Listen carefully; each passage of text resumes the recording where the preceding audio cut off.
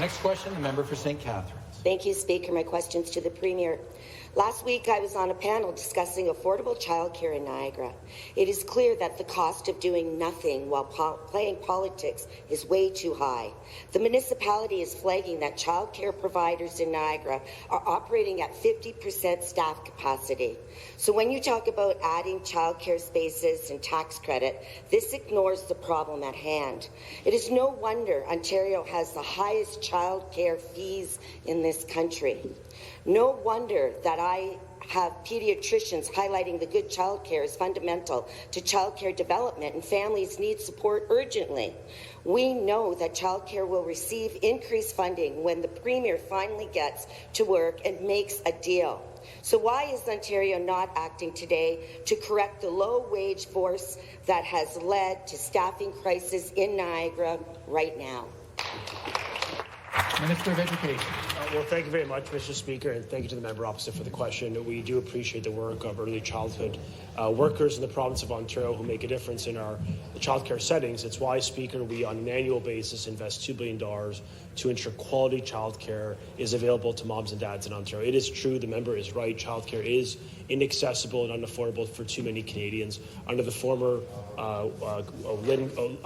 Liberal government, childcare rose 40% above the national average. We know that is unacceptable. It's why the government, in our first budget, introduced a Ontario childcare tax credit to reduce costs for working parents. We enriched that tax credit by an additional 20%, announced by the Minister of Finance in the last budget to help more families, providing $1,500 per child on average. We're committed to getting a deal. We're working with the federal government this week, meeting with them with the aim to land a fair deal for the people we serve, one that is accessible, one that is sustainable and flexible to support all parents of this province.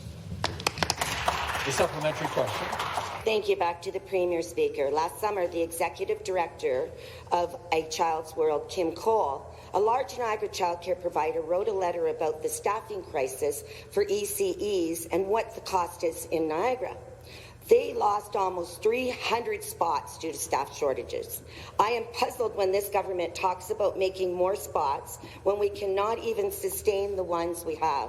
A Child's World could add another 200 spots today if they had the staff. This is support for families, allowing parents, mostly women may I add, to go back to work.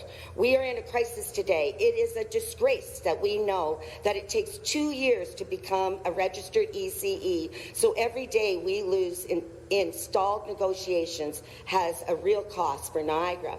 Premier, if you are determined to hold up the childcare deal with the federal government, is it not sensible to start investing in ECE workforce in Ontario with larger investment immediately, because we are in a crisis today and no funding will be there tomorrow? Minister of Education. Thank you, Speaker. Thank the member opposite for the question. The government and the ministry does provide a wage enhancements grants to childcare workers with the aim of retaining them, because we know that there's more demand than the spaces available. That's the legacy of the former Liberal government. Too few spots, inexpensive for too many families. We know we can do better. It's why we're sitting with the federal government, both to stabilize the workforce and really to make childcare more affordable in this province. It is way too expensive for families. We are on their side by taking action through the introduction of the Ontario childcare tax credit, which is making a difference in reducing costs. But we do believe more systemically the solutions for the federal government to increase their investment from 2.5% today to something much higher, much more equitable, given that they have skin in the game as well to make affordability a priority for all families in this province. Mr. Speaker, we're investing $2 billion every year, $1 billion over 5 years to create more spaces. 35,000 spaces were created last year because of our actions. We're going to continue to work with the sector and the feds to get a deal that is good for all families.